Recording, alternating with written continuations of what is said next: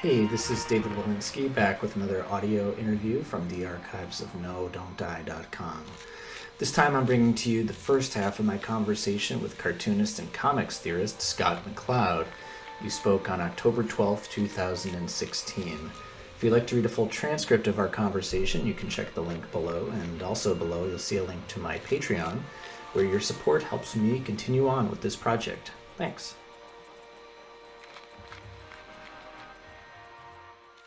Okay. Well, my name is Scott McCloud. I'm a 59-year-old comic book artist living in Southern California, and I've been making comics since 1984. I also write about comics, and I'm probably known for that about as much as for my fiction, and best known especially for a book from 1993 called Understanding Comics. So I tend to write about comics as an art form and how they operate and how the mind processes those images in sequence and what happens between the panels, that sort of thing. I also have a keen interest in comics and technology. So when I say, do you pay attention to video games, or if I say the words game industry, like, does that conjure up any sort of image to you? Does anything come to mind? Like, do you pay attention to games at all? Well, I'm very industry agnostic, but I'm interested in video games as an art form as well.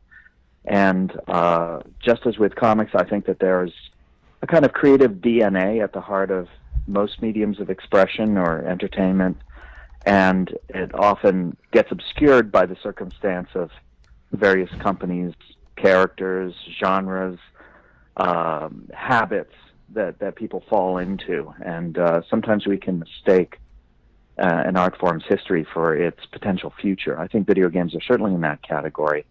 And I think that there are a number of people who see video games as having tremendous potential to grow and to move in a lot of different directions and grow beyond the stereotypes. And it can sometimes be an uphill battle because, of course, expectations are very much shaped by what people have already experienced. So just as comics didn't always have to be stapled superheroes, floppy stapled superhero games, and just as the last 20 years has really proven that, I think that I think that games will probably go through a similar transformation in the next 20 years. So I don't know, I forget when that VR thing that I followed up with you about. I'm not going to ask a ton about that. I'm curious to ask, because you did mention, sort of the last 20 years plus. I'd be curious to hear you talk a little bit about sort of the early days of CD-ROM and whether there's anything about this particular push of VR, or maybe even the 90s push of VR, that reminds you of those sort of, early days, breathless, overly overstated, excited ways people talked about, CD-ROM and its potential for artists that maybe it didn't, deliver on, or, are there aspects of this push today that reminds you of that push for CD-ROM, a couple decades ago? I'm actually going to place myself on the optimistic side of the fence. I don't think that the current interest in VR is any kind of overhyped bubble. I think that it's the real thing. I think that probably in the next few years we're going to be experiencing something that actually delivers on some of that early promise, that early hype back in the 90s.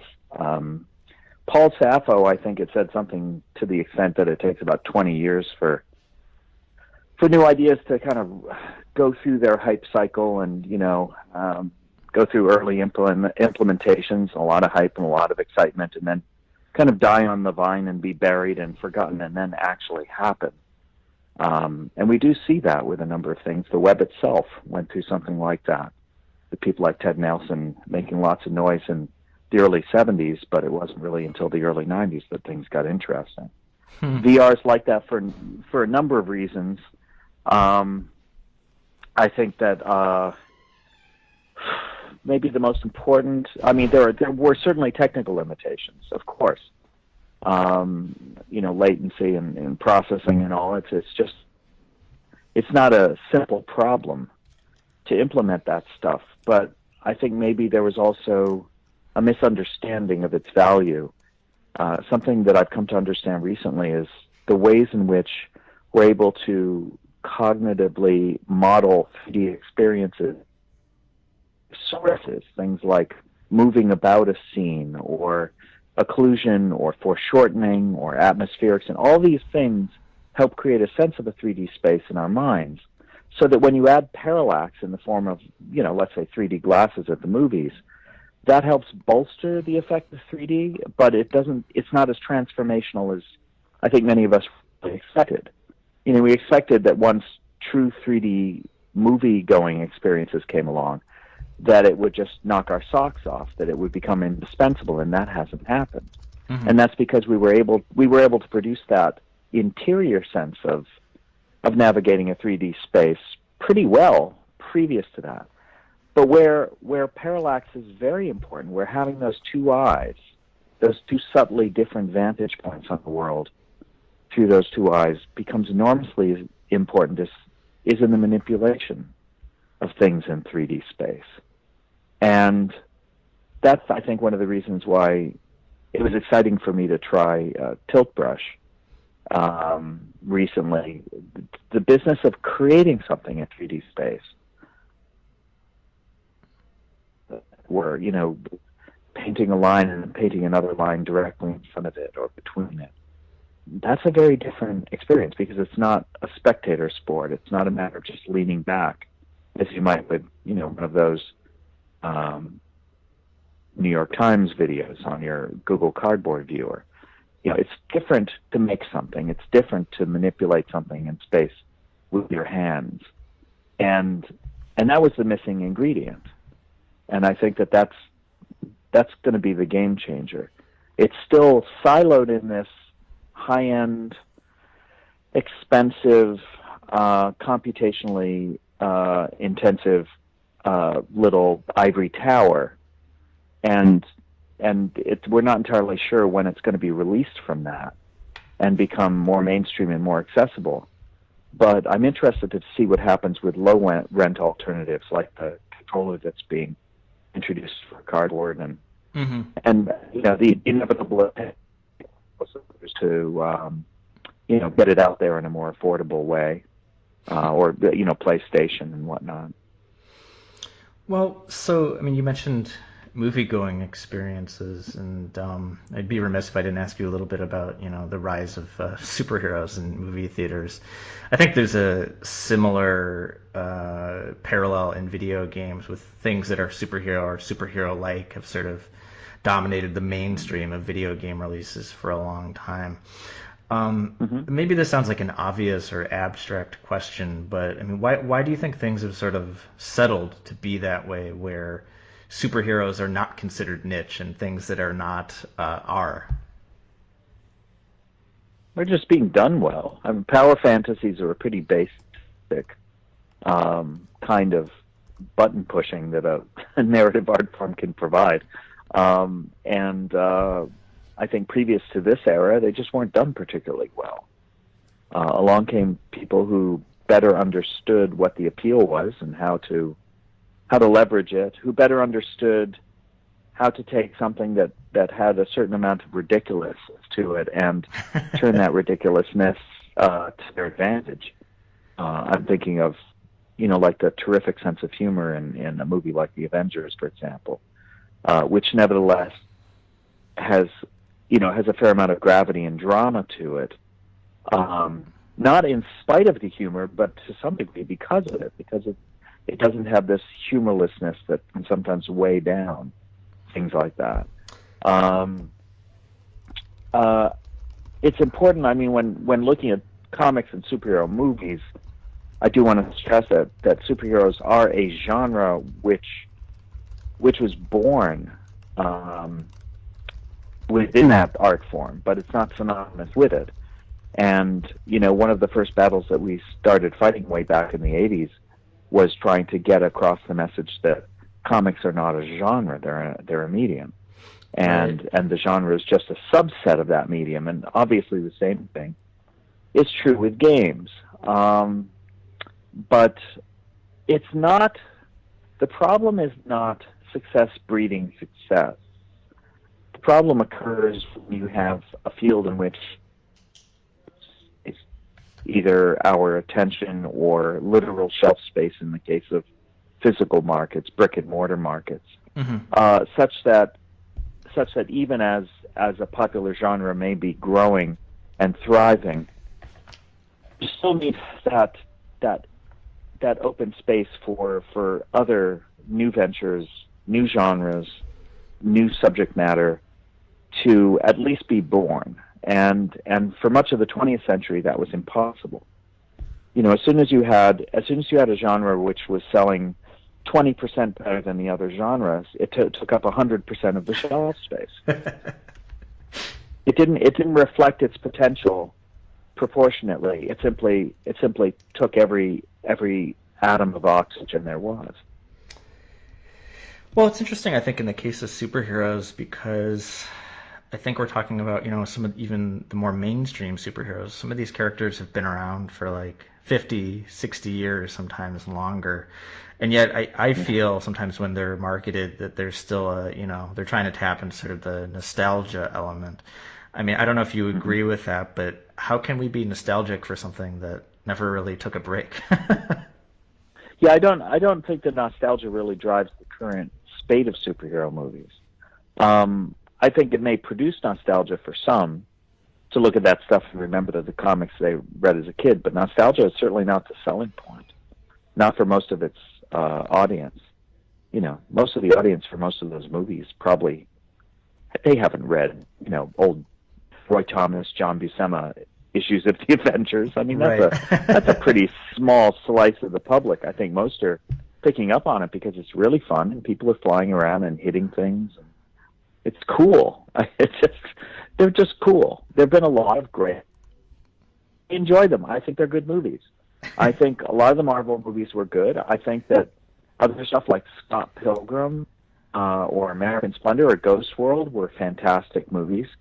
Um, Persepolis was a great movie. There are a lot of comics-based movies that I think are just really, really good movies, and some of them manage that by. Hold on, are you there? Yeah, I'm here. Oh, okay. I'm getting this calls coming in and beeping very incessantly Oh my instead goodness. of occasionally. So that's why I keep pausing to let it beep at me and then going back to talking. But my feeling with those adaptations is that I really hope that in cases where the source material, ideas from the source material can make it a better movie, I hope they'll take that opportunity. In cases where the source material does not necessarily serve the picture, I hope they'll ignore it. All that matters is that the filmmakers, have as much pride in their work and in their medium as the original cartoonists hopefully did in theirs. Yeah, I mean, I wonder if it's a similar thing where they're really, I mean, you mentioned Scott Pilgrim, which may be the closest thing to like a video game movie that, critics think is well done and that audiences think is well done. I've talked Yeah, with other I people certainly who, do. yeah, I mean, I've talked with people for this where there's sort of speculation or wondering like, have we just not seen a good video game movie yet because the source material isn't good, or do you think it's just similar to what you said to superheroes, where just sort of regardless of the source material, it's just that someone hasn't come along yet and sort of done them justice? Well, the thing with games is tricky because comics were more like movies to start with in the sense that um, they're authored narrative works um, that are meant to produce something of a lean back experience. I mean, they're interactive to a degree, but but still, it's a fully created and authored narrative experience.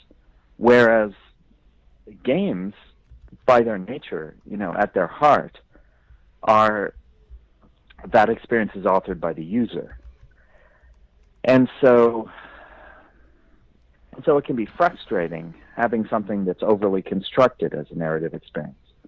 The frustration of cutscenes, for example, and who wants a 2-hour cutscene? You're there is something conspicuously missing from any video game movie, and that's you. Hmm. That's your agency. That's your ability to affect the work, to create the work. You're the creator of the work in a good game. And I mean that in the broadest sense, you know, in a game of chess, in a game of badminton, in a game of you know, video poker, anything. It's like you are the author of your experience. And that's not just my idea. I mean, that goes way back. Designer Doug Church had first mentioned that to me. Some of the very first met back in like '99 were already toying with this idea. Well, you had mentioned, not to quote you back to you, but in a TED talk, you were talking about how all media provides us with a window back onto our world. Maybe that sounds familiar, maybe not. I'm curious, I mean, do you feel like are some media better suited to different types of exploration of different parts of our world? Like, are comics specifically better at things that maybe video games are not? It stands to reason that each art form is going to have certain strengths and weaknesses. But I'm a bit allergic to ever declaring something off limits, to ever saying that a given subject might be ill-served by a given art form, because every time I think that there's something like that comics can't do, somebody goes and disproves me. You know, disproves the theory, and in fact does indeed use comics to explain that thing, to explain, say, higher mathematics or quantum theory, or, you know, something you thought wouldn't really work in that medium. So at this point, I kind of have a blanket policy of while acknowledging that in theory that there may be, that certain art forms may have blind spots, may have handicaps, that it's not my place to ever try to nail them down, to ever try to figure out something that comics can't do, or that games can't do, or that movies can't do. Mm-hmm. Because chances are better than even that I'll be wrong in the long run. I mean, I think that's a good thing, right? Like, don't we want to be proven wrong about these kind of things, to sort of be surprised by the potential? Yeah, the one constant is that everyone carries with them a presupposition of the limitations of any art form, which is the gamut of which is far too small. That's the constant. That's the one thing I can say with it again and again. It's very rare that somebody sees in any medium or art form too much potential. It's almost always the reverse. And you can go back to the early days of radio and television and see people, usually something having to do with education, but they were not proven wrong by history. They were merely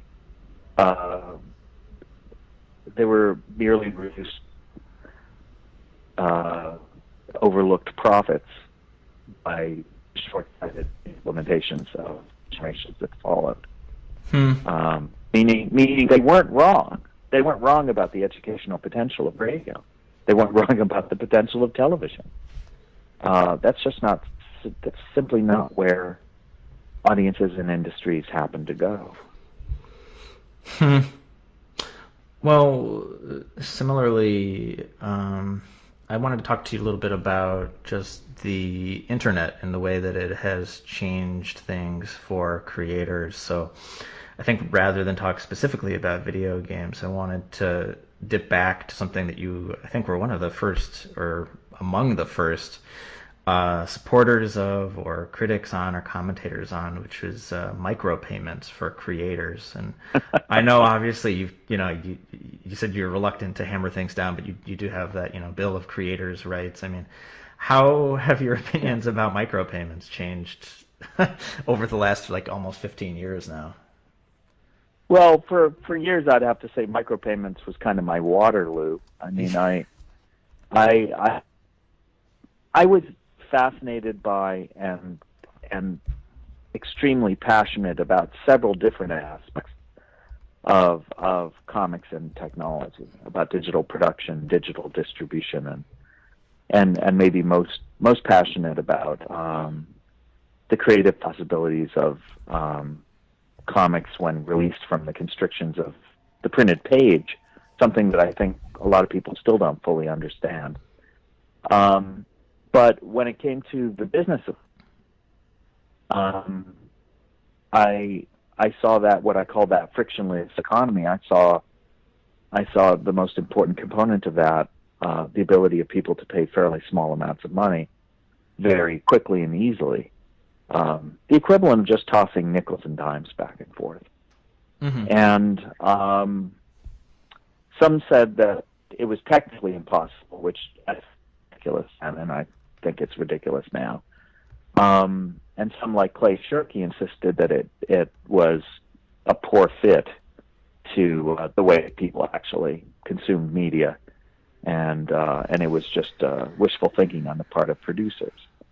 He was definitely right in the short term, but principles they talked about, especially the outsized power of the consumer dollar, when that dollar was only trimmed rather than reduced at its size. Mm-hmm. That dynamic has been pretty clearly demonstrated by crowdfunding in the years since. I still think it's an important ability. I still think it's important that there needs to be some very simple way to trade very small amounts of money transparently and quickly.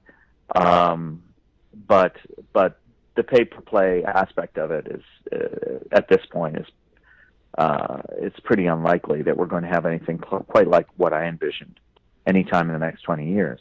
Now, on the other hand, micropayments themselves may turn out to be fairly inevitable. I was at Foo Camp recently, the Friends of O'Reilly gathering, this sort of think tanky thing up in Sebastopol, California, hosted by O'Reilly Publishing. Mm-hmm. And they'll always get a bunch of very interesting geeks up there. I've been up to a few of them. And there's this woman who was interested in payment systems, alternate payment systems. And her feeling about micros was that they were inevitable, if only because what we look at as a very small amount of money in some parts of the world could be the price of a meal. And so, this idea of trading the equivalent of 5 and 10 cents was essential, in a lot of developing nations.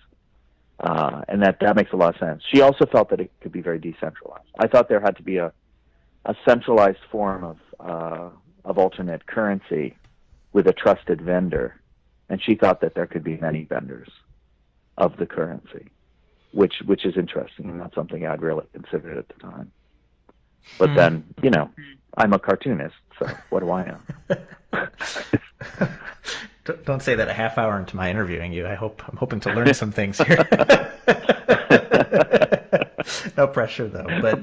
But I think, I think when you break it down to the fundamentals, like you wrote a while back, and I think this is still true, that, I think for payments like that to work of any stripe, like you said, for it to be viable, you have to make it, clear that your work is worth their time. But I do wonder 15 years later, as the tools of, distribution, as the tools of creation for so many different art forms, like, are so readily available, it feels like there is something more that creators have to do to demonstrate that their work deserves compensation beyond the fact that it's just worth their time.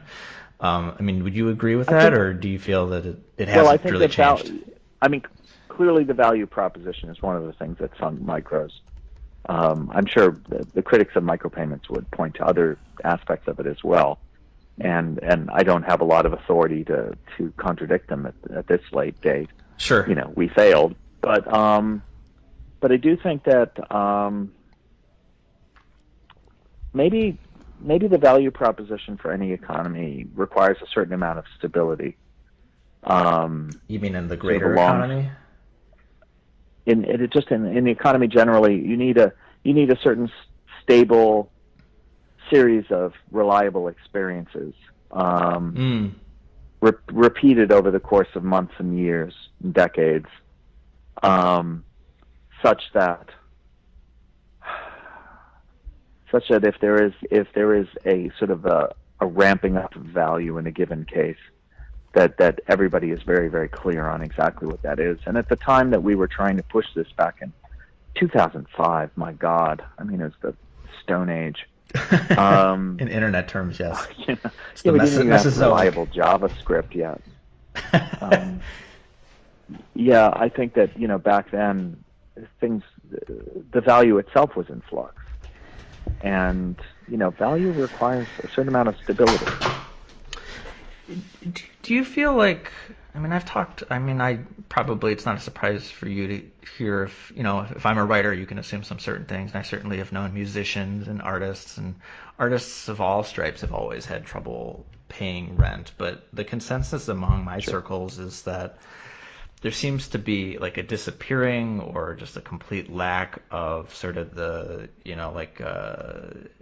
nobility obliges dynamic of the conversation, where people who have more, maybe should be a little bit more inclined to give back or sort of to be patrons. Do you feel like has there been an erosion of that, or has it just sort of been a constant? Well, I think patronage was kind of absent from the landscape, actually, for much of my life. It's only recently that the notion of patronage has been becoming more mainstream. I mean, it was all business for a few decades there. Yeah. I mean, I think of patronage of the early 20th century, and what is it? William Randolph Hearst putting Crazy Cat in his newspapers, even though nobody wanted to read the damn thing. Now we have the era of Amanda Palmer and the various denizens of Patreon and Kickstarter. Yeah.